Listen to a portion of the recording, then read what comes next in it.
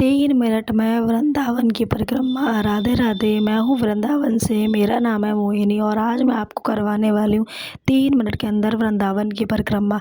तो यहाँ पर सबसे पहला जो मंदिर आता है वो आता है नीम करौली बाबा का मंदिर। ये मंदिर काफ़ी प्रसिद्ध मंदिर है और बहुत टाइम से वृंदावन के अंदर बना हुआ।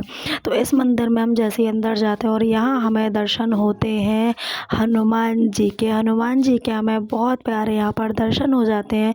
और फिर हम पहुँचते हैं शिव जी के मंदिर। तो इस जगह पर हमें शिव जी के दर्शन हो जाते हैं और दर्शन करने के बाद फिर से हम अपनी परिक्रमा को प्रारंभ करते हैं।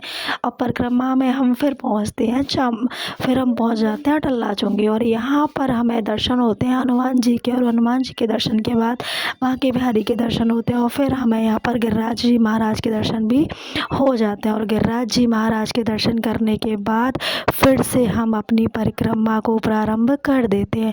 और यहाँ पर फिर हम पहुँचते हैं मिथिला कुंज आश्रम।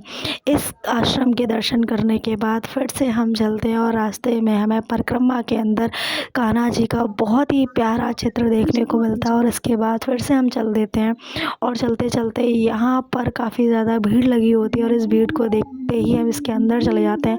और हम इसके अंदर चले जाते हैं। अंदर चलते चलते काफ़ी सुंदर बहुत ही ज़्यादा प्यारा जो है फूल बंगला सजा होता है और इस बंगला के दर्शन करके मन को आनंद मिल जाता है। और इसके बाद फिर से हम अपनी परिक्रमा के लिए चल देते हैं। और यहाँ पर चलते चलते काफ़ी दूर तक हम पहुँच जाते हैं और फिर से हमें दूसरे फूल बंगला का दर्शन होता है। और इसके भी दर्शन करने के बाद फिर से हम अपनी परिक्रमा को आरंभ कर देते हैं। अब चलते चलते यहाँ पर हमें एक और आश्रम मिलता है और इस आश्रम के दर्शन करने के बाद फिर पहुँच जाते हैं हम जमुना जी और फिर करते हैं हम यमुना मैया के दर्शन।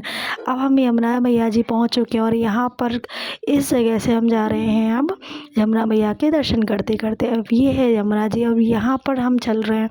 अभी यहाँ पर एक भैया बैठे होते हैं जो कि बांसुरी बजा रहे होते हैं और यहाँ पर हम बांसुरी की बहुत प्यारी प्यारी आवाज़ सुन रहे होते हैं। इसके बाद हम यमुना मैया में चलते चलते चले जाते हैं और ये है हमारी यमुना मैया। अब इनके दर्शन भी हमने कर लिए। और ये यहाँ पर बने हुए हैं घाट। ये भक्तों को स्नान करने के लिए यहाँ पे घाट बने हुए हैं और यहाँ पर हम देखते हैं कि यहाँ पर हो रहा है हवन। और इसके बाद यहाँ पर आप काफ़ी अच्छा फ़ोटो वगैरह ले सकते हैं। तो यहाँ पर चल रहा था फ़ोटोशूट। और इसकी ये है कुंज गली और फिर से हम पहुँच जाते हैं कुंज गली में। कुंज गली पर बनवा दिए गए हैं भक्तों को स्नान करने के लिए। आप मुझे ज़रूर बताना कि आपने ये देखे हैं या नहीं देखे। ये कैसी लगी कैसी यहाँ पर कैसी बना हुआ है। और यहाँ पर हम चल रहे हैं नाव।